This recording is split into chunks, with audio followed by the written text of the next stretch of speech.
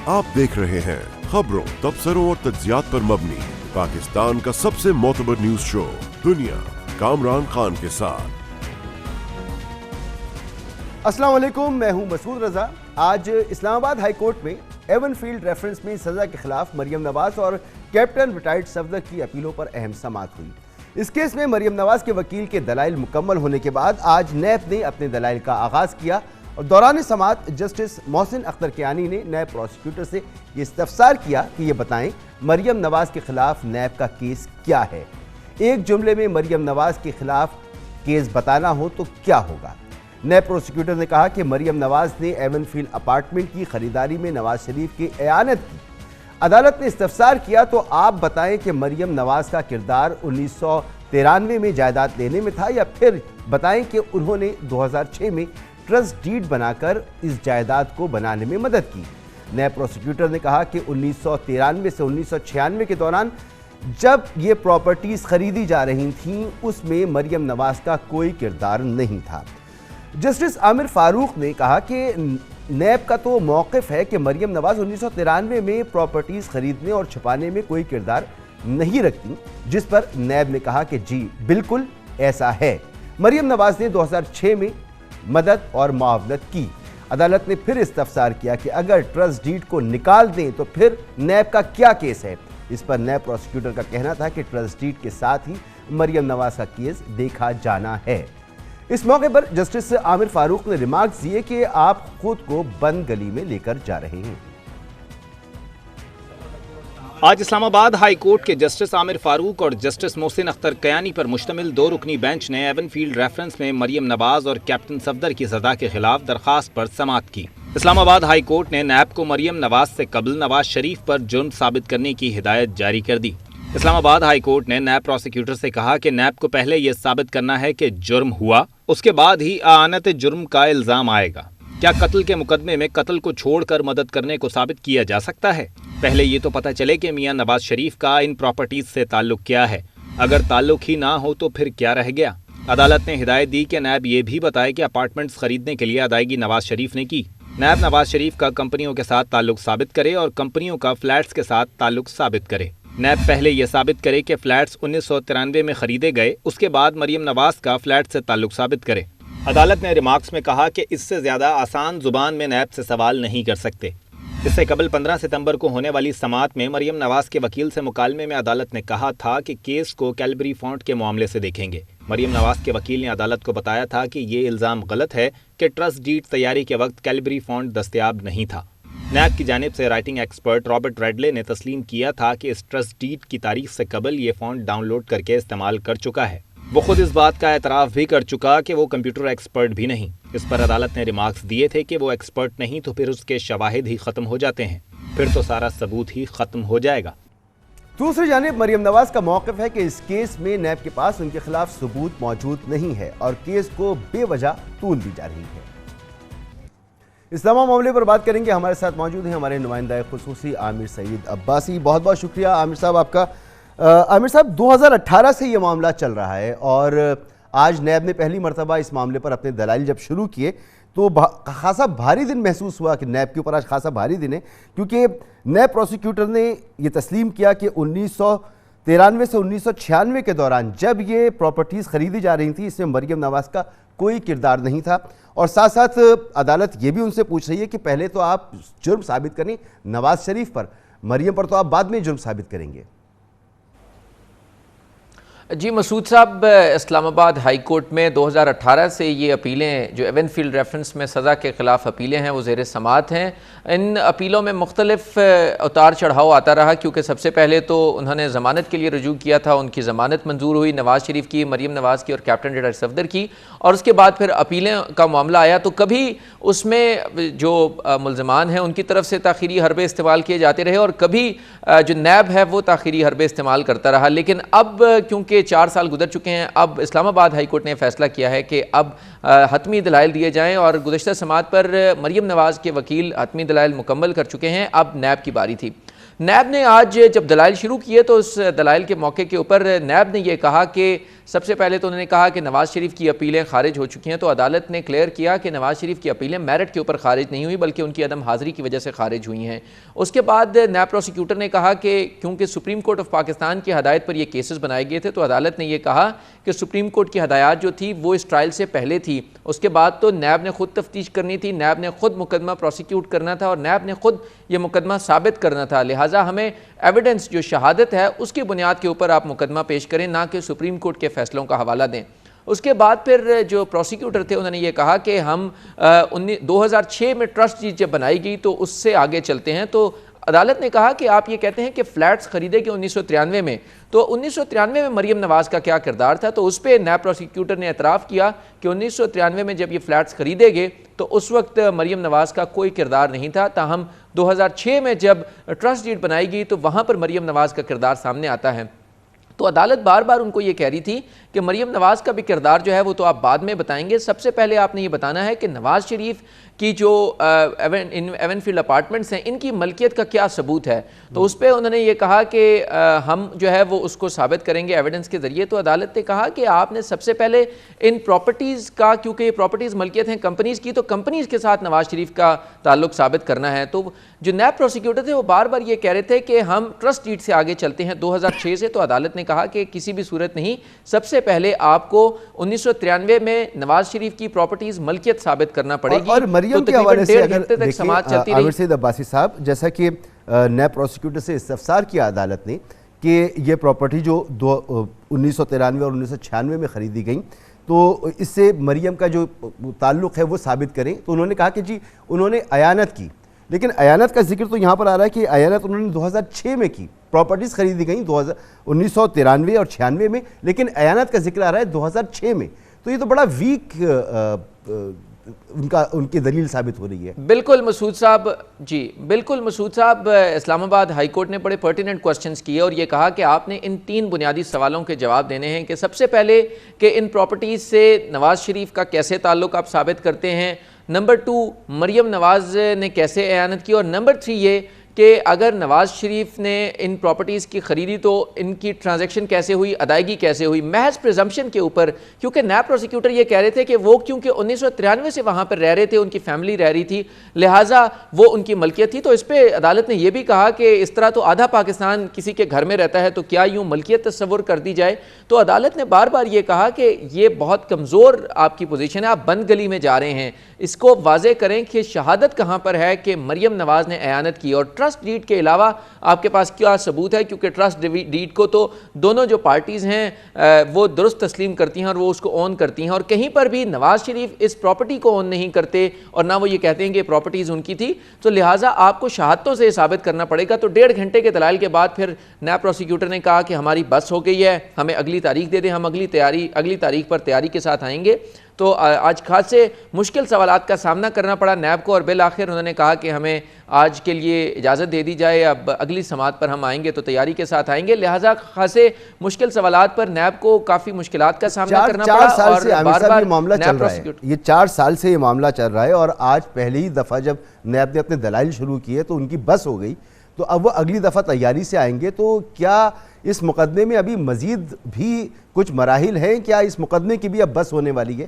معاملہ جو ہے وہ جلدی نمٹنے والا ہے؟ مسعود صاحب، اب اس مقدمے کی بھی بحث ہونے والی ہے، کیونکہ عدالت بارہا موقع دے چکی ہے نیب کو کہ وہ اپنے دلائل مکمل کریں، اور اس مقدمے کا اب فیصلہ ہو جانا چاہیے جو سزا کے خلاف اپیلیں ہیں، کیونکہ نیب حکام بار بار یہ کوشش کر رہے تھے کہ کیونکہ نواز شریف نہیں ہیں تو ان کے آنے کا انتظار کر لیا جائے یا کسی بھی طریقے سے ان مقدمات کو ڈیلے کیا جا سکے، لیکن عدالت نے بار بار موقع دیا، تو آج پھر عدالت نے کہا کہ آپ کو ہر صورت دلائل مکمل کرنا ہوں گے۔ تقریباً 1.5 گھنٹے تک انہوں نے دلائل دیا، اور اس کے بعد عدالت نے کہا کہ آئندہ سماعت پر آپ کو ہر صورت دلائل مکمل کرنا ہوں گے۔ سو قوی امکان ہے کہ آئندہ سماعت پر جو 29 ستمبر کو ہونے جا رہی ہے اس پر دلائل مکمل ہونے کے بعد فیصلہ محفوظ ہو جائے۔ سو اس مہینے میں ہی قوی امکان ہے کہ اس اپیلوں کا فیصلہ ہو جائے، کیونکہ اسلام آباد ہائی کورٹ پہلے بھی یہ کہہ چکی ہے کہ اس میں اب مزید تاخیر نہیں کی جا سکتی۔ تو ایون فیلڈ ریفرنس میں مریم نواز اور کیپٹن ریٹائرڈ صفدر کی جو سزا کے خلاف اپیلیں ہیں ان کا اب جلد فیصلہ آنے کا امکان ہے، اور اسلام آباد ہائی کورٹ اب ان کو فیصلہ کرنے جا رہی ہے۔ بہت بہت شکریہ آپ کا عامر سعید عباسی۔ یہاں پر لیں گے ایک بریک، اور بریک کے بعد بات کریں گے روپے کی گراوٹ کا سلسلہ جاری ہے، مسلسل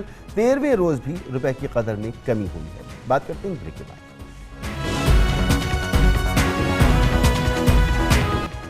तमाम हुकूमती दावों के बावजूद मुल्क में डॉलर की ऊंची उड़ान जारी है। आज फिर डॉलर इंटरनेट मार्केट में ₹1 महंगा होकर 238 रुपये 90 पैसे पर बंद हुआ, जबकि ओपन मार्केट में डॉलर की कदर में 245 रुपये तक ये कदर पहुंच चुकी है और इस रेट पर भी मुश्किल से अब डॉलर दस्तयाब है। इस साल 28 जुलाई को डॉलर तारीख की बुलंद तरीन सतह यानी 239 रुपये 94 पैसे की सतह तक पहुंच गया था और इस वक्त डॉलर की कदर तारीख की बुलंद तरीन सतह से सिर्फ ₹1.04 ही दूर है। 30 अगस्त को IMF बोर्ड की मंजूरी से $1 अरब 17 करोड़ की किस्त के इजरा के बाद ये उम्मीद की जा रही थी कि डॉलर के मुकाबले में रुपए की कदर में इस्तेहकाम आ जाएगा, मगर हैरान कुन तौर पर तब से अब तक डॉलर $18.90 महंगा हो चुका है, यानी रुपए की कदर में 8.5% कमी आ चुकी है। ये सिलसिला रुकता दिखाई नहीं दे रहा। यही वजह है कि मार्केट में गैर यकीनी की सूरत हाल बरकरार है। माशी माहिरीन मौजूदा सूरत हाल का जिम्मेदार जहां एक तरफ मुल्क की मईशत की बदहाली और IMF की सख्त शराइत को करार दे रहे हैं, वही कई माहिरीन हुकूमत और स्टेट बैंक के इन एक्शन को भी कसूरवार ठहरा रहे हैं। ये हकीकत है कि इस वक्त डॉलर दुनिया की दीगर करेंसीज के मुकाबले में भी ताकतवर हुआ है, मगर ये भी दुरुस्त है कि इस वक्त पाकिस्तानी रुपए को दुनिया की 5वीं बदतरीन करेंसी शुमार किया जा रहा है। पिछले माह जब डिफ़ॉल्ट कर जाने वाले मुल्क जो है श्रीलंका, अगर हम उसकी बात करें तो इस वक्त डॉलर के मुकाबले में बदतरीन कारकर्दगी दिखाने वाले ममालिक की फहरिस्त में श्रीलंका पहले नंबर पर है। 9 माह में श्रीलंकन रुपए की कदर में 44.5% कमी आई। इस साल डॉलर के मुकाबले में रुपए की कदर में 26% कमी आ चुकी है। इस तशवीशनाक सूरत हाल में वज़ीर ख़ज़ाना मिफ्ताह इस्माइल का कहना है कि हुकूमत अगले चंद रोज़ में पॉलिसी के हवाले से इक़दामात की तारीफ़ कराएगी, जिससे करेंसी मार्केट में इस्तेहकाम आएगा। इस अहम तरीन मामले पर बात करेंगे। हमारे साथ मौजूद हैं मोहतरम जनाब रियाज़-उद-दीन साहब, साबिक़ deputy governor state bank. Sir बहुत बहुत शुक्रिया वक्त देने के लिए। शुक्रिया। IMF बोर्ड की मीटिंग की मंजूरी के बाद से डॉलर 19 रुपये महंगा हो चुका है। आपके ख्याल में इसकी बुनियादी वजूहात क्या हैं? देखिए, इसकी बुनियादी वजह तो डॉलर की डिमांड इस वक्त बहुत ज़्यादा है और सप्लाई कम है काफ़ी। पहले तवक्को की जा रही थी कि रुपया की कदर कम हुई थी, डॉलर की बहुत ज़्यादा हुई थी, तो उससे इंपोर्ट तेज़ी से कम हुई थी। लेकिन जुलाई में इंपोर्ट हमारी $5 अरब के करीब थी, जबकि अगस्त में वो बढ़कर $6 अरब हो गई, जबकि हमारी एक्सपोर्ट्स $2.25 अरब और इसके लगभग हैं। तो इनके दरमियान फ़र्क अभी कम नहीं हो रहा बल्कि बढ़ रहा है। और साथ ही साथ आपने जैसे बताया कि IMF की रकम तो $1 अरब मिल गई थी, लेकिन उसके बाद जो इन्फ्लोज़ हैं वो बहुत कम है। जैसे मैंने आपको बताया कि हमारी एक्सपोर्ट्स भी बेशक वो पिछले माह के मुकाबले में बढ़ी हैं, लेकिन बहुत कम उसमें इजाफ़ा हुआ है। और इसके अलावा रेमिटेंसेस में भी कोई बहुत खातिर ख़्वाह इजाफ़ा नहीं हुआ और पिछले साल के मुकाबले में थोड़ा सा वो 2 महीने में कम रहा है। तो इसकी बुनियादी वजह यही है कि इनफ्लोज़ इस वक्त डॉलर के IMF से तो बेशक आ गए, लेकिन दूसरे ज़राए से नहीं आ रहे। अब जैसे सऊदी फ़ंड है जो $3 अरब, तो वो हमारे इकॉनमी से निकलना था जो कि अब नहीं निकलेगा। तो ये कोई इजाफ़ी रकम हुकूमत पाकिस्तान को नहीं मिली, लेकिन इससे बहुत सहारा मिल गया है। तो ये प्रेशर उस वक्त तक बरकरार रहेगा जब तक हमारी इंपोर्ट्स में कमी या ग्रोथ में कमी नुमाया ना हो जाए। और इसके अलावा जो सैलाब के बाद की सूरत हाल है, एक तरफ तो जैसे आपने बताया कि इंटर बैंक में डॉलर के ऊपर प्रेशर है, लेकिन साथ ही साथ हमारी कर्ब मार्केट में, ओपन मार्केट में बहुत ज़्यादा प्रेशर है। उसकी वजह मैं समझता हूँ कि सैलाब के बाद कुछ तिजारत इनफॉर्मल ज़रिए से पाकिस्तान की ईरान और अफ़गानिस्तान के साथ शुरू हुई है, जिससे कि फ़ायदा तो होगा, लेकिन उनके डॉलर जो है वो ओपन मार्केट से लिए जा रहे हैं, लिहाजा उसकी वजह से उसमें उसका प्रेशर है बहुत ज़्यादा।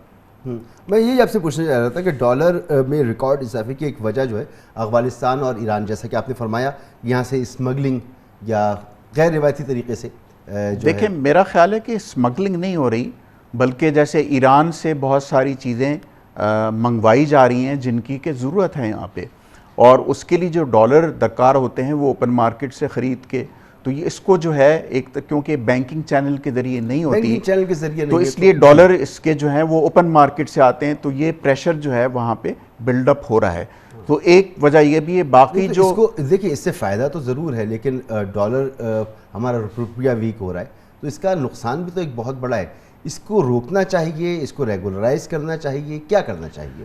اب ہم ایران سے اس طرح سے تجارت تو نہیں کر سکتے۔ جی دیکھیے، اس کو کیونکہ سب سے جو بنیادی وجہ ہے کہ امپورٹ گروتھ بہت زیادہ ہے، تو اگر ہم اس کو روکنے کی کوشش کریں گے یا نیچے لانے کی کوشش کریں گے تو امپورٹ گروتھ اور زیادہ ہوگی اور ہمارے مسائل میں اور زیادہ اضافہ ہوگا۔ اسی وجہ سے بہتر یہ ہوتا ہے کہ مارکیٹ میکینزم کو کام کرنے دیا جائے، اور تاکہ اگر یہ قیمت اب بڑھ رہی ہے ڈالر کی تو آنے والے دنوں میں، آنے والے مہینوں میں امپورٹ گروتھ میں نمایاں کمی ہوگی، اور اس کو ٹریڈ ڈیفیسٹ کو کنٹرول کرنے میں اور کرنٹ اکاؤنٹ ڈیفیسٹ کو کنٹرول کرنے میں مدد ملے گی۔ ٹھیک ہے۔ اچھا سر، اسٹیٹ بینک ایکسچینج کمپنیوں کے خلاف تو بھرپور کارروائی کر رہا ہے، لیکن کیا آپ نہیں سمجھتے کہ اس معاملے میں بینکوں کا بھی بڑا کردار رہا ہے اور ان کے خلاف بھی کارروائی ہونی چاہیے؟ دیکھیں، میرا خیال ہے کہ جیسے کہ فائنانس منسٹر صاحب نے بھی بتایا کہ 8 بینکوں کی تحقیقات اسٹیٹ بینک کر رہا ہے، اور اگر بینکوں نے کوئی غیر قانونی کام بینکنگ ریگولیشنز کے خلاف کام کیا ہوگا تو ضرور ان کو بہت سخت پینلٹی ادا کرنی ہوگی، تو اس کا نتیجہ جلد میرا خیال ہے سامنے آ جائے گا۔ کرنا کیا چاہیے حکومت کو؟ لیکن دیکھیے، میں آپ کو یہ بات بتاؤں، میرا اپنا جو خیال ہے اس معاملے میں کہ بینکوں کے اوپر زیادہ تر اسپیکولیشن کے الزامات ہی لگتے ہیں۔ ٹھیک ہے۔ ہوتا یہ ہے کہ جب مارکیٹ میں ڈالر کی کمی ہوتی ہے یا اس میں والیٹیلیٹی بہت زیادہ ہوتی ہے تو بینکرز جو ہیں وہ اپنے مارجن میں اضافہ کر دیتے ہیں۔ اب اگر انہوں نے مارجن میں اضافہ بہت ضرورت سے زیادہ کیا ہے تو یہ بات جو اسٹیٹ بینک ان کی تحقیقات کرے گا تو اس میں سامنے آ جائے گی، ورنہ یہ صرف ایک مارکیٹ میکینزم ہے جو کام کرتا ہے، اور بظاہر ایسا لگتا ہے کہ ملک کو نقصان پہنچا رہا ہے، لیکن ایسا نہیں ہے، کیونکہ ڈالر کی قیمت بڑھتی ہے تو جیسے میں نے پہلے کہا کہ امپورٹ گروتھ میں کم ہوگی تو ٹریڈ ڈیفیسٹ کم ہوگا، کرنٹ اکاؤنٹ ڈیفیسٹ کم ہوگا۔ اور میرے خیال میں اس طرح کی چیزوں کو، اور اگر یہ افواہیں بھی ہیں یا کوئی شک و شبہات بھی ہیں تو بہت جلد ایسی چیزوں کو کلیئر کرنا چاہیے تاکہ مارکیٹ پہ پازیٹیو اس کا اثر آئے۔ جی سر، اگر میں بات کروں پالیسیز کے حوالے سے، صاف نظر آ رہا ہے کہ حکومت اب تک، جو موجودہ حکومت ہے، یہ ڈالر کو ایک جگہ پہ برقرار رکھنے کے لیے کوئی پالیسی وضع نہیں کر پائی۔ کرنا کیا چاہیے حکومت کو؟ دیکھیے، یہ بہت مشکل کام ہے۔ پالیسی جو ہے وہ اسٹیٹ بینک کی، کیونکہ اسٹیٹ بینک کو کنٹرول کرنا ہے کہ ایکسچینج ریٹ کو اس کا تعین کس طرح ہونا چاہیے، اور یہ بہت پہلے سے طے ہو چکا ہے، چند سال پہلے سے، کہ یہ مارکیٹ ڈٹرمنڈ ہوگا، لہذا پالیسی تو بن چکی ہے کہ یہ مارکیٹ ڈٹرمنڈ ہوگا، سپلائی اور ڈیمانڈ کے اوپر ڈیپینڈ کرے گا۔ جب بھی سپلائی کم ہوگی، ڈیمانڈ زیادہ ہوگی تو ڈالر کی قیمت بڑھے گی۔ مگر جیسا ابھی آپ نے سنا مفتاح اسماعیل صاحب نے جو فرمایا کہ ہم پالیسی فیصلے لیں گے اور ڈالر کو، جو روپیہ کو مستحکم کریں گے، تو وہ کیا اقدامات ہو سکتے ہیں، وہ کیا ہو سکتا ہے؟ دیکھیں، میرا خیال ہے کہ بہت مشکل ہے کہ یہ کہا جا سکتا ہے کہ ایڈمنسٹریٹو میجرز لیے جا رہے ہیں۔ میرا یہ خیال ہے کہ آپ مصنوعی طور پہ ڈالر کی قیمت، روپے کی قیمت جو ہے زیادہ گرا نہیں سکتے، ڈالر کی قیمت کم نہیں کر سکتے مصنوعی طریقے سے۔ اگر ڈیمانڈ بہت زیادہ ہے سپلائی کے مقابلے میں تو ڈالر کو مہنگا ہونا لازمی ہے، اور یہ لازمی ہونا ملک کے لیے کسی خطرے کا باعث نہیں ہوگا بلکہ امپورٹ گروتھ کنٹین کرنے میں مدد دے گا۔ بہت بہت شکریہ آپ کا ریاض الدین صاحب، سابق ڈپٹی گورنر اسٹیٹ بینک۔ گفتگو آپ نے سنی۔ یہاں پر لیں گے ایک نیوز بریک جس کے دوران آپ ہیڈ لائنز دیکھ سکیں گے اور اس کے بعد پروگرام جاری رہے گا۔ آپ دیکھ رہے ہیں خبروں، تبصروں اور تجزیات پر مبنی پاکستان کا سب سے معتبر نیوز شو دنیا، کامران خان کے ساتھ۔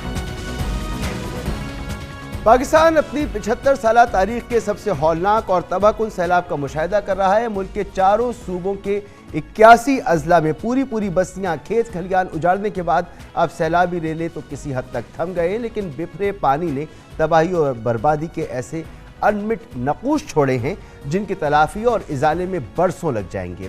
بلا شبہ جولائی کے مہینے سے غیر معمولی بارشوں نے زمین کے اندر پانی جذب کرنے کی صلاحیت اور نہری نظام اور آبی گزرگاہوں کی صلاحیت کو تہس نہس کر دیا، لیکن نقصانات کے اعداد و شمار کا رونا رو کر کیا اس تباہی کو محض قدرتی آفت، قسمت کا لکھا یا خدا نخواستہ عذاب الہی کہہ کر جان چھڑائی جا سکتی ہے؟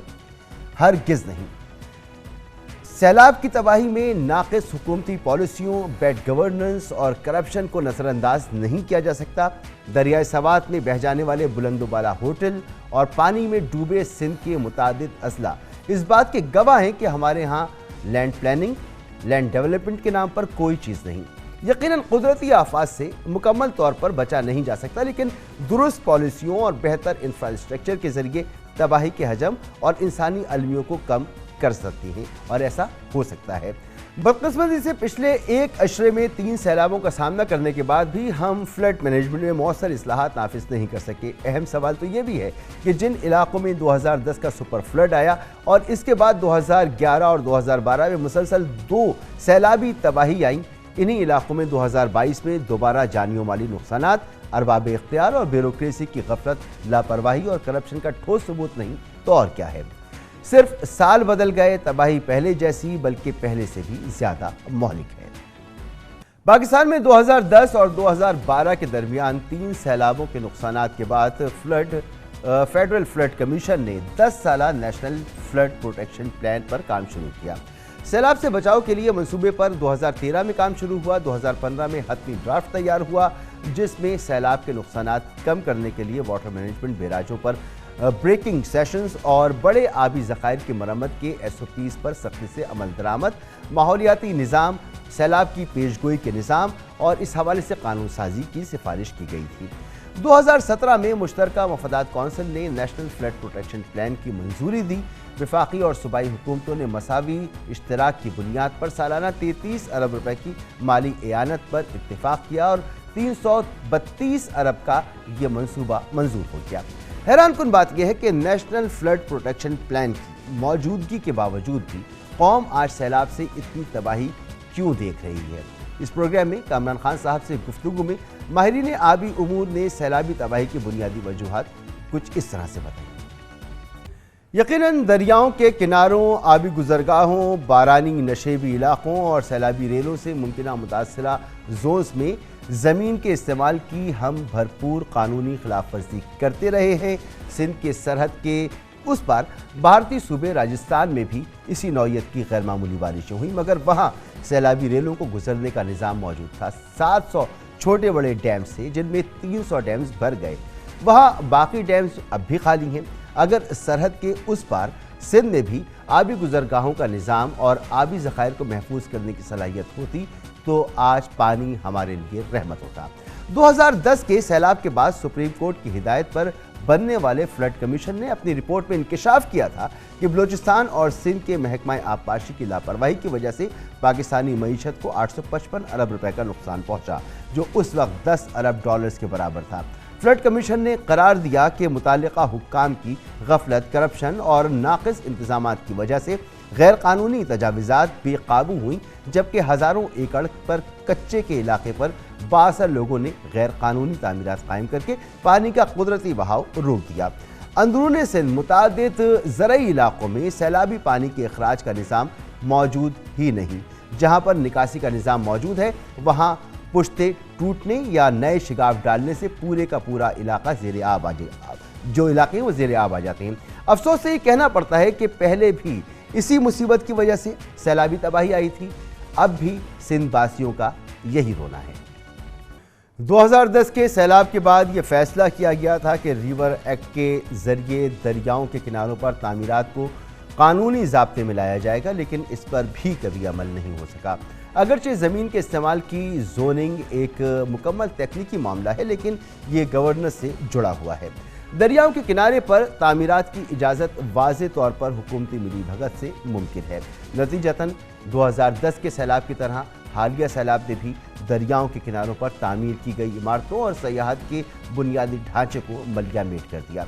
سوات کے سیاحتی مقامات پر سیلابی تباہی اور اس تلخ حقیقت کا آئینہ دار، جہاں دریا کنارے تعمیرات کی اجازت کے خلاف قانونی کارروائی کا عندیہ army chief general Qamar Javed Bajwa نے بھی کیا۔ ڈیمیج کافی ہوا ہے، خاص طور پہ کلام اور اترور کے علاقے میں کافی ہوا ہے، بریجز بھی ڈیمیج ہوئے ہیں، ہوٹلز بہت تباہ ہو گئے. لیکن اس میں سب سے پریشان کن بات یہ ہے کہ 2010 میں بھی یہاں سیلاب آیا تھا اور اسی قسم کے ہوٹل برباد ہوئے تھے، اور جنہوں نے الاؤ کیا ہے دوبارہ اس جگہ پہ ہوٹل بنانے کے لیے کوئی ایسا ایکشن ہونا چاہیے ان کے خلاف، تاکہ آئندہ یہ نہ ہو کہ بار بار جو ہم بناتے ہیں. میرا خیال ہے کہ جن لوگوں نے وائلیشن کی ہے ان کے خلاف سخت قانونی کارروائی ہونی چاہیے. یاد رہے کہ سلیمان رینج پر پہاڑی طوفان نے 2010، 2008، 2012، 2013 میں بھی جنوب مغربی پنجاب کو متاثر کیا، اور اس بار بھی جنوبی پنجاب میں 6.5 لاکھ ایکڑ زرعی اراضی زیر آب آنے سے گندم سمیت تیار فصلیں اجڑ گئیں. دراصل پچھلے ایک عشرے میں سلیمان رینج سے آنے والے واٹر چینلز کی دیکھ بھال نہیں کی گئی، غیر منظم تعمیرات اور تجاوزات جاری رہیں، اور بالآخر جیسی تباہی 10 برس پہلے آئی تھی اس سے زیادہ بڑی تباہی برپا ہوئی اور اس کا ہمیں سامنا کرنا پڑا. تو کیا یہ گورننس کی ناکامی نہیں؟ سیلاب سے بچاؤ کے لیے حکومتی ترجیحات کا اندازہ اس بات سے بھی لگایا جا سکتا ہے کہ پی ٹی آئی اور مسلم لیگ نون کی سابقہ حکومتوں نے 96 ارب روپے کی لاگت سے فلڈ سیفٹی پروجیکٹ کی منظوری دی، لیکن فنڈز جاری نہیں ہو سکے. دونوں حکومتوں نے ترقیاتی فنڈز میں اپنے اراکین پارلیمنٹ کو تو اربوں روپے جاری کیے، لیکن قومی نوعیت کا یہ اجتماعی معاملہ فنڈ سے محروم رہا. اس تمام معاملے پر بات کریں گے. ہمارے ساتھ موجود ہیں جناب Abid Qayyum Suleri, executive director S D P I. بہت شکریہ عابد قیوم سلیہری صاحب، آپ نے وقت دیا اور آپ نے بہت عرقریزی کے ساتھ اور بہت محنت کے ساتھ مضمون لکھا اس تمام معاملے پر، اور بڑے زبردست آپ نے حقائق جو ہیں وہ ایک جگہ سمو دیے ہیں. بدقسمتی سے گزشتہ 17 برسوں میں تباہ کن جو سیلابی صورتحال ہے یا زلزلے کا سامنا ہمیں کرنا پڑا، ہم ان قدرتی آفات سے بچاؤ کے لیے کوئی ریسکیو، کوئی بچاؤ کا نظام، کوئی ریلیف، بحالی کے لیے واضح پالیسی، ایسے ادارے بنانے میں ناکام کیوں ہیں؟ اس کی وجوہات کیا ہیں؟ دیکھیے، میرا خیال ہے کہ شاید معاملہ اس سے الٹ ہے. ہمارے پاس بہت سے ایسے ادارے ہیں اور پھر ان اداروں کو شاید ان کے مینڈیٹ کے مطابق کام نہیں کرنے دیا جاتا، اور جب بھی کوئی نئی آفت آتی ہے ایک نیا ادارہ جو ہے وہ کھڑا کر دیا جاتا ہے. آپ صرف یہی دیکھیے کہ آپ کے پاس ایک فیڈرل فلڈ کمیشن موجود ہے، آپ کے پاس نیشنل ڈیزاسٹر مینجمنٹ اتھارٹی جو ہے وہ موجود ہے، اس کے تحت ذیلی ادارے پروونشل ڈیزاسٹر مینجمنٹ اتھارٹی جو ہے وہ موجود ہے. Theoretically district disaster management authority جو ہے وہ بھی قائم ہے، اور آپ کو سانحہ مری یاد ہوگا جس میں کہ ہائر کورٹ کا باقاعدہ آرڈر تھا کہ ہر ضلع میں یہ جو ڈیزاسٹر مینجمنٹ اتھارٹی ہے اس کو فعال ہونا ہوگا. اس کے ساتھ ساتھ جب ہم دیکھتے ہیں تو اس موجودہ سیلاب کو دیکھیے، پہلے ایک کمیٹی بنائی گئی جو کہ فلڈ ریلیف کو دیکھ رہی تھی. اس کے بعد جس کو احسن اقبال صاحب بڑی عمدگی کے ساتھ اس کو لیڈ کر رہے تھے، پھر اس کو مرج کیا گیا، نیشنل کمانڈ سینٹر جو ہے اس کا جو کوآرڈینیشن سینٹر فلڈ ریلیف کے لیے وہ بنایا گیا. تو یہ طے در طے اور یہ جو کافی اوور لیپنگ قسم کے مینڈیٹ کے ساتھ جو اتھارٹیز بن رہی ہے وہ ایک جگہ تو وہ کنفیوژن کریٹ کر رہی ہوتی ہیں، دوسری جگہ وہ جو کوآرڈینیشن کا نہ ہونا جو ہے اس کے مسائل اپنی جگہ چیلنجز کا سامنے آتے ہیں. آج اگر آپ پاکستانی کو دیکھیں تو ہر موڑ پہ، اور میں اس میں ضرور جو لوگ سیلاب زدگان کی امداد کے لیے دل کھول کے دے رہے ہیں ان کو اکنالج کروں گا، لیکن کیا وہ ایڈ جو ہے وہ کوآرڈینیٹڈ ہے؟ وہ جو ڈونیشن ہے، وہ جو چیریٹیز ہیں، کیا کسی کو معلوم ہے کہ فار ایگزامپل جوہی اور بدین اور ٹھٹھا میں کس چیز کی ضرورت ہے اس وقت؟ اور اگر آپ سوات کے ایریاز میں جاتے ہیں تو سر آپ بالکل درست فرما رہے ہیں. ادارے موجود ہیں، ان کے مینڈیٹ کو مزید کلیئر ہونا چاہیے اور ایک جو کوآرڈینیٹڈ ایفرٹ ہونی چاہیے وہ ہمیں نظر آنی چاہیے. پاکستان میں 2010 سے 2012 کے درمیان 3 سیلاب آتے ہیں. اس کے بعد فیڈرل فلڈ کمیشن نے 10 سالہ نیشنل پلان یعنی فلڈ پروٹیکشن پلان اس پر کام شروع کیا. پھر 332 ارب روپے کا یہ منصوبہ منظور بھی کیا گیا، لیکن آنے والی تمام حکومتوں نے فنڈز جاری نہیں کیے. تو موجودہ تباہی کو صرف ہم قدرتی آفت تو نہیں کہہ سکتے، یہ کہہ کے تو جان نہیں چھڑائی جا سکتی. یہ بالکل ایسا نہیں کہا جا سکتا. اس میں کلائمیٹ چینج جو ہے اس نے اپنا رول ضرور پلے کیا ہے. ہمیں یہاں پہ یہ ضرور اکنالج کرنا ہوگا کہ اس دفعہ کی جو بارشیں تھیں وہ پاکستان کے مونسون کی سندھ اور بلوچستان کے 30 سال کی ایوریج سے وہ تقریباً 3 گنا زیادہ بارشیں تھیں، 300% زیادہ بارشیں تھیں.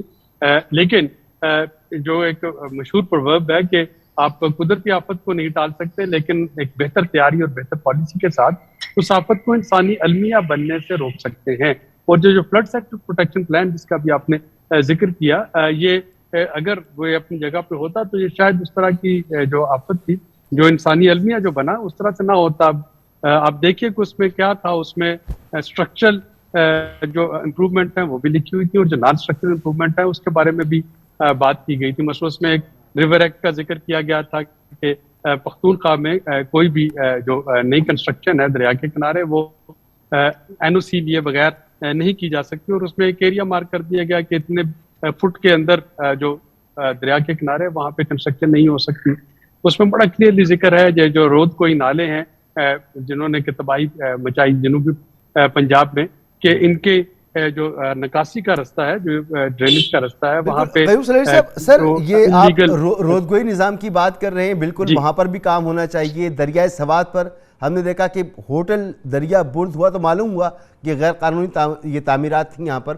تو 2010 کے سیلاب کے بعد یہ فیصلہ کیا گیا تھا کہ ریور ایکٹ کے ذریعے دریاؤں کے ساتھ تعمیرات کو قانونی ضابطے میں لایا جائے گا، لیکن اس پر عمل درآمد بھی نہیں ہوا۔ اور قانون تو ہم بنا لیتے ہیں لیکن جو طاقتور لوگ ہیں ان پر اطلاق نہیں کر پاتے اس کا، اور یہی تو گورننس فیلئر ہے، اور یہی وجہ ہے کہ جب آپ ایک اپیل لانچ کرتے ہیں اس کے بعد ہیومینیٹیرین اپیل، تو جو ہے کہ آپ کے پاس آلٹرنیٹو ویو آتا ہے، وہ یہ آتا ہے کہ یہ وہ قوم ہے یا وہ سوسائٹی ہے، وہ معاشرہ ہے جو کہ اپنے کرنے والے کام نہیں کر پاتا، اس کے بعد پھر اس کو بار بار ڈونرز کے پاس جانا پڑتا ہے، بار بار اس کو یہ اس سیلاب کے لیے یا کسی بھی آفت کے لیے فنڈ اکٹھے کرنے پڑتے ہیں۔ جیسا کہ میں رودگوئی نالوں کی بات کر رہا تھا کہ اگر نالوں کی نکاسی جو ہے اس کے آگے آپ ایک اسٹرکچر کھڑا کر دیتے ہیں تو ظاہر ہے کہ وہ پانی کبھی بھی دریائے سندھ کی طرف اس میں سے بہہ کے نہیں آ سکے گا۔ اسی طریقے سے یہ جو ہمارا سندھ کی دیکھتے ہیں تو وہاں پہ اس فیڈرل جو فلڈ پروٹیکشن پلان ہے، بڑا کلیئرلی اس میں مینشن تھا کہ کہاں کہاں سے بریچ کرنی ہے دریائے سندھ کو، اور جو آنے والے اس کے ذیلی ہیں اور ندی نالے کہ جو آبادی ہے وہ متاثر نہ ہو۔ لیکن ہم نے دیکھا کہ اس سال بھی شکایتیں موصول ہوئیں کہ شاید بعض جگہ پہ کچھ بااثر افراد کی زمینیں یا ان کے رقبے یا ان کے مفادات بچانے کے لیے ایسی جگہ پہ کٹ لگایا گیا کہ آپ کی بہت سی یونین کونسل جو ہیں وہ پانی میں آ گئی۔ تو یہ سارے ایشوز ہیں جو کہ ہیں، تو جبکہ ہم اس کو قدرتی آفت مانتے ہیں، اس کو کلائمیٹ چینج کا ایک شاخسانہ ہے یہ بھی مانتے ہیں، اس کا جو خمیازہ ہے، اس کی جو کمپنسیشن ہے وہ ان ممالک کو دینی چاہیے، مغربی ممالک کو جن کا کاربن ڈائی آکسائڈ ایمیشن میں میجر کنٹریبیوشن ہے۔ پاکستان کا تو لیس دین 1% کنٹریبیوشن ہے، اور پاکستان 5 جو ٹاپ اس وقت ونریبل کنٹریز ہیں ان میں آتا ہے، تو یہ بھی چیز اپنی جگہ پہ درست ہے۔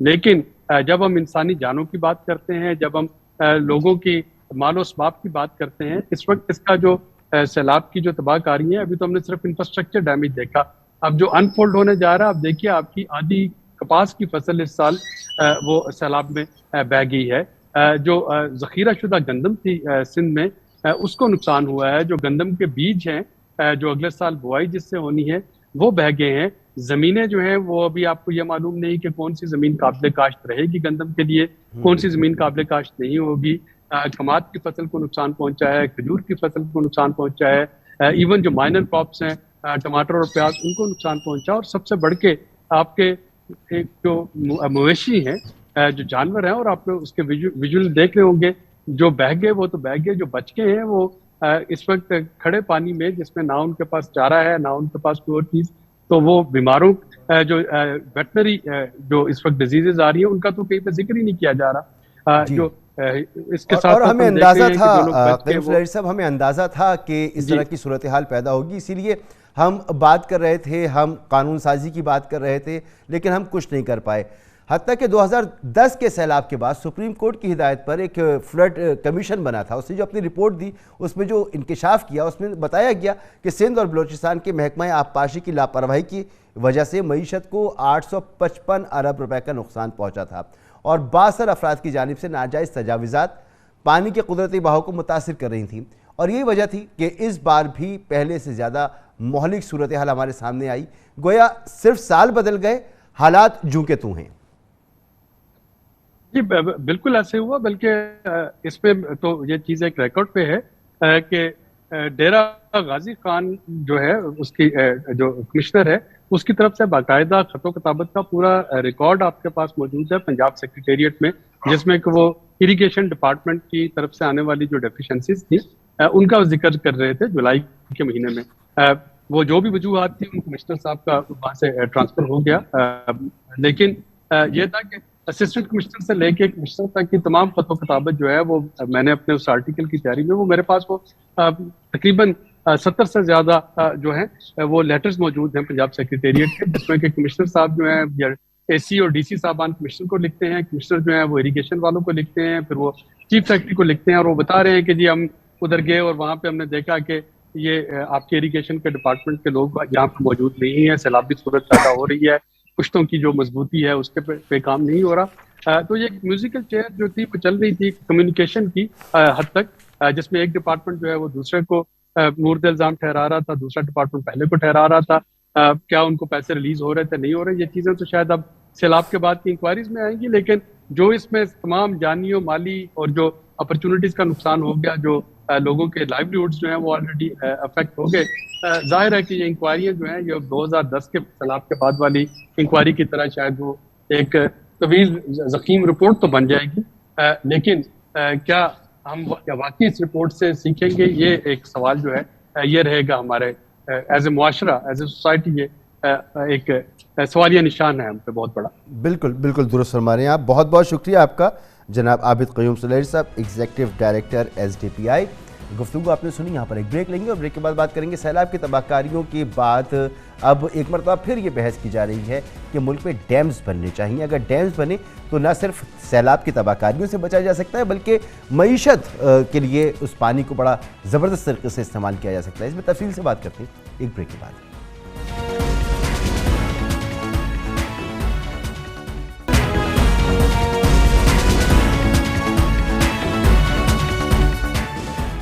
پاکستان میں سیلاب کی حالیہ تباہ کاریوں کے باعث ہر طبقہ فکر سمیت ملکی میڈیا اور سوشل میڈیا پر ملک میں مزید ڈیمز کی بات شدت پکڑتی جا رہی ہے۔ ڈیمز کثیر المقاصد ہوتے ہیں، ان میں پانی ذخیرہ کیا جاتا ہے جو بعد میں آبپاشی، ماہی گیری اور زراعت اور بجلی بنانے میں اور زیر زمین پانی کی سطح بلند رکھنے میں کام میں لایا جاتا ہے۔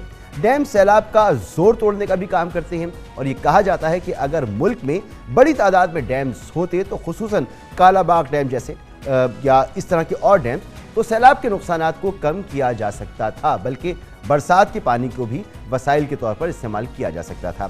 آبی ماہرین کا کہنا ہے کہ 1 ملین ایکڑ فٹ پانی کو زراعت، انڈسٹری اور کمرشل استعمال میں لائیں تو اس کی قیمت $1 ارب بنتی ہے۔ اس حساب سے پاکستان میں ڈیموں کی کمی کے باعث اب تک $18 ارب کا قیمتی پانی سمندر میں جا چکا ہے۔ دراصل پاکستان میں ڈیموں کی تعمیر ایک حساس موضوع رہا ہے۔ ہر صوبے، وہاں کے عوام اور سیاسی جماعتوں کی ڈیم کے حوالے سے بہت سی خدشات ان کے رہے ہیں، بہت سے ان کے تحفظات رہے ہیں، اور یہ بھی حقیقت ہے کہ پاکستان کا شمار آبادی اور رقبے کے اعتبار سے دنیا میں کم ترین ڈیمز رکھنے والے ممالک میں ہوتا ہے۔ یہی وجہ ہے کہ پاکستان میں یا تو پانی کی شدید کمی رہتی ہے یا پانی حالیہ سیلاب کی طرح معیشت، جان و مال کو شدید نقصان پہنچاتا ہے۔ پاکستان میں ڈیموں کی تعمیر کیا واقعی وقت کی ضرورت ہے؟ کیا ڈیم سے سیلاب کے نقصانات کو اور پانی کی قلت کو پورا کیا جا سکتا ہے؟ جانتے ہیں محمد شہریار جنجوعہ کی اس رپورٹ میں۔ بہت اہم معاملہ ہے یہ اور اس پر ہم بات کریں گے۔ ہمارے ساتھ موجود ہیں شکیل درانی صاحب، سابق چیئرمین وابڈا۔ بہت بہت شکریہ شکیل درانی صاحب وقت دینے کے لیے۔ سر، حالیہ سیلاب کے بعد یہ ایک بحث شروع ہو گئی ہے کہ ملک میں ڈیمز ہونے چاہیے تاکہ ہم پانی کو ذخیرہ کر لیں۔ آپ اس بات سے کس حد تک متفق ہیں؟ دیکھیے جی، ڈیمز بنانا اور ڈیمز کی جو ضرورت ہے یہ تو جس کو کہتے ہیں نو برینر ہے۔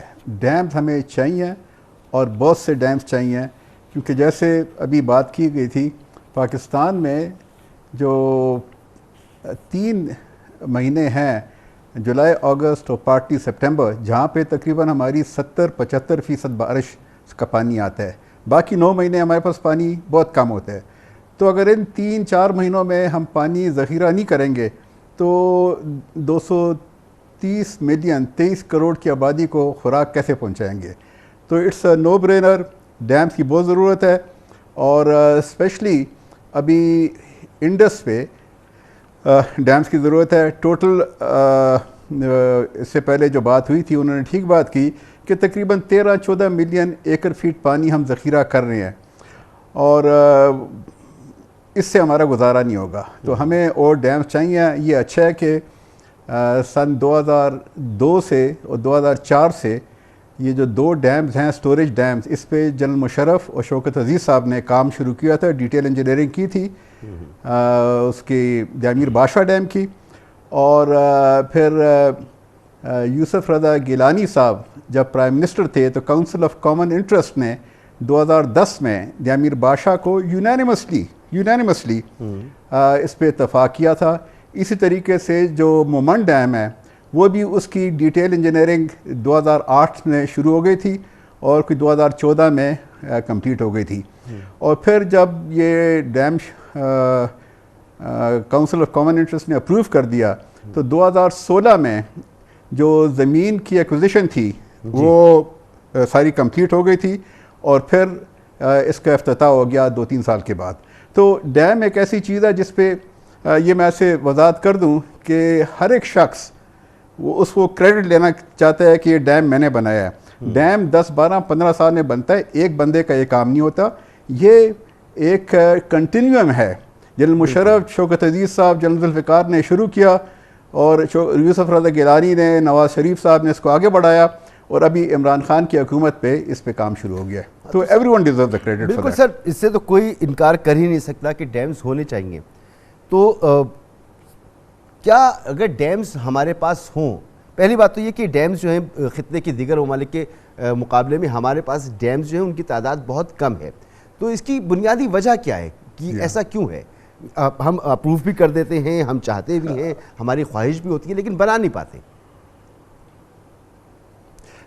دیکھیں وہ کہتے ہیں کہ اور ڈیمز کی کوئی سائٹس ہیں, یہ تو اچھا ہے کہ امیر بادشاہ پہ کام شروع ہو گیا ہے اور مومن ڈیم پہ کام شروع ہو گیا ہے, لیکن میں ایسے آپ کے ویورز کے لیے ایک بات بتا دوں کہ خدا نخواستہ 2010 کے فلڈز میں اگر تربیلا ڈیم نہ ہوتا تو لوور پنجاب اور سندھ کی بہت بری حالت ہوتی. سارے بیراجز انکلوڈنگ سکھر بیراج سب ٹوٹ جاتے, جو برجز ہیں وہ ٹوٹ جاتے اور کراچی تک انڈس ویلی سویلائزیشن کو بڑا نقصان پہنچتا. تو یہ تو اللہ تعالیٰ کا شکر ہے کہ سن 2010 میں ہمارے پاس تربیلا ڈیم تھا, اور تربیلا ڈیم جب پیک پہ پانی آ رہا تھا تو وہ 8 لاکھ کیوسیک پانی آ رہا تھا, اور تربیلا ڈیم 2 لاکھ اس میں سے سٹور کر رہا تھا, 6 لاکھ نیچے بھیج رہا تھا. اور یہ میں کہتا ہوں نا کہ جب یہ ڈیم یہ پانی جب پہنچا سکھر بیراج پہ تو 13 لاکھ کیوسیک پانی تھا سکھر بیراج پہ, اور میں موجود تھا اس دن وہاں پہ. تقریباً جو ڈینجر لیول تھا اس سے کوئی 4 انچ کم تھا, صرف 4 انچ کم, نہیں تو سکھر بیراج بھی ٹوٹ جاتا اور پتہ نہیں کتنا نقصان ہوتا. تو یہ کہنا کہ ڈیمز کی ضرورت نہیں ہے بالکل غلط بات ہے. ڈیم بننے چاہیے, اور آئندہ میں مستقبل میں کالا باغ ڈیم بھی بننا چاہیے. اور جو میری سٹڈی ہے کالا باغ ڈیم سے کوئی پرسیپشنز ہے بعض لوگوں کی, لیکن فیکٹس یہ ہیں کہ نقصان کسی کو نہیں ہے. سب سے زیادہ فائدہ کالا باغ ڈیم کا کیپی کو ہے, اور سندھ کو کالا باغ ڈیم سے کم از کم 15 لاکھ سے لے کے 20 لاکھ ایکڑ زمین اور کاشت ہو سکے گی. تو بڑا ضروری ہے یہ. آپ یہ سوچیں کہ کابل ریور جس میں 18 ملین ایکڑ فیٹ پانی آتا ہے سال میں, اس کو سٹور کرنے کا کوئی جگہ نہیں ہے. جیسا سر آپ نے خود فرمایا کہ معذرت آپ کی قطع کلامی ہو رہی ہے, جیسا آپ نے خود فرمایا کہ یہ جو 2 بڑے ڈیم تھے انہوں نے پہلے ہمیں سیلاب کی تباہی سے بچایا ہے. مزید یہ ڈیم بنے ہوتے تو جو آج ہم یہ بدترین تباہی دیکھ رہے ہیں اس میں خاصی حد تک کمی نہیں ہوتی. اگر یہ اتنی زیادہ تباہی نہ ہوتی لیکن کم ضرور ہوتی. میں ذرا اس کا ذرا وضاحت کر دوں کہ جو سوات میں, بحرین میں, مدین میں, پنچکوڑا میں, دیر میں تباہی ہوئی ہے وہ ڈیمز کے نہ ہونے کی وجہ سے نہیں ہوئی ہے. وہ ہماری نااہلی تھی ایڈمنسٹریشن کی, مکمل نااہلی, کہ انہوں نے دریا کے بیڈ کے اندر درجنوں سینکڑوں گھروں کو اور ہوٹلز کو اجازت دے دی تھی. تو دریا نے تو اپنا نیچر تو اپنا بدلہ لیتی ہے, دریا نے اپنا بدلہ لیا اور تباہ کر دیا ان کو. تو یہ ساری ایڈمنسٹریشن کی, حکومت کی صوبائی حکومت سر کے اگر لوئر پاکستان یہ والی کی طرف حکومت آپ آ صوبائی جائیں، کی اور اس سے پہلے والوں کی. ڈاؤن اسٹریم کی اچھا طرف لوور اگر آ جائیں. پاکستان کا جو ہے جی دیکھیں ادھر بھی اس سال جو بارشیں ہوئی ہیں نا بہت زیادہ کوہ سلیمان پہ ہوئی ہیں اور تقریباً 6 گنا زیادہ ہوئی ہیں ایوریج سے. کوہ سلیمان پہ ہوئی ہیں, مزاری ہلز پہ ہوئی ہیں, ڈی جی خان میں ہوئی ہیں. ابھی وہاں پہ ڈیم بن نہیں سکتا. وہ جگہ ہم نے دیکھی ہے, سروے بھی کیا ہے, وہاں پہ سینکڑوں چھوٹی چھوٹی ویلیز ہیں اور وہاں پہ ڈیم بننا ناممکن ہے. اور جب بارش ہوتی ہے تو سوئل اتنی نرم ہے اور اس کے اوپر راکی ہے کہ جب سیلاب آتا ہے تو ایسے لگتا ہے کہ یہ پانی کم ہے, مٹی زیادہ ہے اس میں. تو وہاں پہ ڈیم نہیں بن سکتا. لیکن اس کے لیے 100 سال سے, ایکچولی 1000 سال سے جو مقامی لوگ ہیں وہ رودکوئی نظام کو امپلیمنٹ کر رہے تھے. رودکوئی کا یہ ہے کہ جو چینلز ہوتی ہیں اس کو ہر سال ڈرائی سیزن میں صاف کرتے ہیں, ویٹ سیزن میں رودکوئی کا پانی چلا جاتا ہے. وہ رودکوئی انفلوئنشل جو لوگ ہیں, جو تکڑے لوگ ہیں, پولیٹیشین ان پرٹیکولر, وہ آ کے انہوں نے زمینیں وہاں پہ خرید لی ہیں, بند کر دیا ہے. رودکوئی کا پانی ابھی نہیں پہنچ سکتا, اس کو روکا ہوا ہے, جس کی وجہ سے بہت بڑا نقصان ہوا ہے. لیکن یہ میں کہہ دوں کہ دیز ور ببلیکل فلڈز, جیسے ہماری منسٹر صاحبہ نے کہا کہ یہ ببلیکل فلڈز سے ایسے فلڈز کیا کیا جائے. دیکھیں اب یہ جو کلائمیٹی ہے یہ بالکل مختلف ہے. ایک تو ہوگا ڈیم جس کی آپ افادیت بتا رہے ہیں کہ اس سے سیلاب کو روکا جا سکتا ہے. اب یہ جو صورتحال اس دفعہ پیدا ہوئی ہے اس کے لیے کیا کیا جائے؟ ایک تو یہ ہونا چاہیے کہ جس پروپورشن کی بارش ہوئی ہے اس وقت, آپ دیکھیں لنڈن میں اور پیرس میں اور بون میں اور سارے امریکہ میں سیلاب آئے ہیں, بیکاز یہ کلائمیٹ چینج کی وجہ سے بہت بڑا نقصان ہوا ہے. اس کو کوئی نہیں روک سکتا تھا, ان سیلابوں کو. Nothing at all could you do. لیکن اگر آپ رودکوئی کا نظام ہوتا تو اس کا جو امپیکٹ ہے وہ بہت کم ہوتا. رودکوئی کو ہم نے بالکل بھول دیا ہے. اب میری حکومت سے یہ ریکویسٹ ہوگی کہ رودکوئی یہ ہے جی کہ جو سیزنل چینلز ہیں پہاڑوں میں, ڈرائی پہاڑوں میں جو پانی آتا ہے بارشوں میں, سیزنل چینلز میں, یہ ٹانک میں ہیں, ڈیرہ اسماعیل خان, درابن, ڈیرہ غازی خان اور اپر سندھ میں بھی ہیں. تو اس کا جو پانی آتا ہے تو وہ جو مقامی نظام ہے, آباشی کا نظام ہے, پچھلے انگریز کے زمانے سے 150 سال سے, وہ لوگ کلیکٹیو بیسس پہ اس کی جو چینلز ہیں ان کو صاف کرتے ہیں سمرز میں. پہلے یہ گدوں پہ اور بیلچوں سے کرتے تھے, اب ان کے پاس بہت اکوپمنٹ ہے. یعنی سر میں اگر چینلز کو صاف کرنا ہے, یہ ڈرینیج, کیونکہ وقت کی کمی ہے. ایک تو ڈیم ہونی چاہیے, دوسرا جو ہمارا واٹر چینلز ہیں ان کی صفائی ہو, ان کی مینٹیننس ہو, تو ہم تباہی سے بچ سکتے ہیں. جی ہاں, ڈرینیج بہت ضروری ہے. یہ سن 2010 کے فلڈز کے بعد مجھے یاد ہے کراچی میں ایک میٹنگ تھی, زرداری صاحب, آصف زرداری صاحب صدر تھے. ان کو جو ان کا سندھ گورنمنٹ کا انگریز کنسلٹنٹ تھا, اس نے کہا تھا کہ چینلز کو کھولیں. انہوں نے سڑکیں بنا کے چینلز کو بند کر دیا ہے. اور سندھی میں شاید اس کو بولتے ہیں دوڑا, دوڑا کے ایسے کوئی لفظ ہے سندھی میں. وہ جو چینلز ہوتے ہیں ان چینلز کو بند کر دیا انہوں نے. تو زرداری صاحب بھی کہہ رہے تھے ان چینلز کو کھولیں. اور یہ ابھی یہ جو اتنا نقصان ہوا ہے, میرے خیال میں نقصان بہت کم ہوتا اگر رودکوئی نظام ہوتا اور اگر یہ جو ڈرینیج کا سسٹم ہے اس چینلز کا یہ کھلا ہوتا. بہت بہت شکریہ سر آپ کا, تھینک یو سو مچ. گفتگو آپ نے سنی, اسی کے ساتھ پروگرام ختم ہوتا ہے. آپ سے اجازت چاہیں گے. اللہ حافظ.